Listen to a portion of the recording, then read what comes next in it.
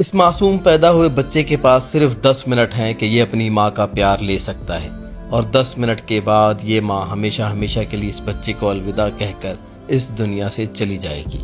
اصل میں ڈاکٹرز کے پاس صرف ایک ہی راستہ تھا، یا تو اس ماں کو بچایا جا سکتا تھا یا پھر اس بیچارے بچے کو بچایا جا سکتا تھا۔ اب چونکہ یہ ماں تھی اور ماں نے کئی سالوں سے اس بچے کا انتظار کیا تھا، کیونکہ اس کے ہاں بچہ نہیں پیدا ہو رہا تھا، تو کئی سالوں کے بعد جب اسے بچہ پیدا ہوا تو جب ان کو بتلایا گیا کہ یا تو آپ کی جان خطرے میں ہے یا پھر اس بچے کی جان خطرے میں ہے، تو بتائیے کہ ہم کس کی جان کو بچائیں۔ اب بھلا ماں اپنے بچے کی قربانی کیسے دے سکتی تھی؟ ماں یہ کیسے کہہ سکتی تھی کہ مجھے بچا لیا جائے اور میرے بچے کو بھلے مرنے دیا جائے؟ ڈاکٹرز 6-7 گھنٹے اپنی بھرپور کوشش کرتے رہے کہ ماں اور بیٹے دونوں کو بچایا جا سکے، لیکن اب قدرت کا ایسا کرنا تھا کہ اس ماں کو اپنے بچے سے جدا ہونا تھا۔ اس بچے کے نصیب میں یہ لکھا تھا کہ جب یہ پیدا ہوگا تو اس کی ماں اسے چھوڑ کر چلی جائے گی۔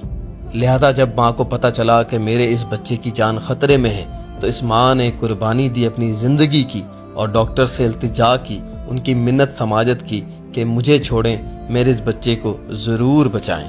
کیونکہ میں نے اپنے اس اولاد کے لیے، اس بچے کے لیے 11 سال انتظار کیا ہے، اور 11 سال بعد مجھے یہ بچہ نصیب ہوا ہے۔ اب جب قربانی کی بات ہے تو میں اپنے بچے کو قربان ہونے نہیں دوں گی، میں اپنے اس لخت جگر کے لیے اپنی زندگی کی قربانی دوں گی۔ میری خوشی بس اسی میں ہے کہ یہ زندہ رہے اور یہ بڑا ہو کر مجھے یاد کرے۔ یوں پھر ڈاکٹرز نے اس بچے کی جان بچائی، اس بچے کو ماں کے قریب کیا، اور ماں اور بچہ خوب ایک دوسرے سے پیار کرتے رہے اور روتے رہے۔ ماں بھی رو رہی تھی، بچہ بھی رو رہا تھا، اور یہ ماں اپنے اس بچے کو زندگی دے کر خود ہمیشہ ہمیشہ کے لیے قبر میں جا کر سو گئی۔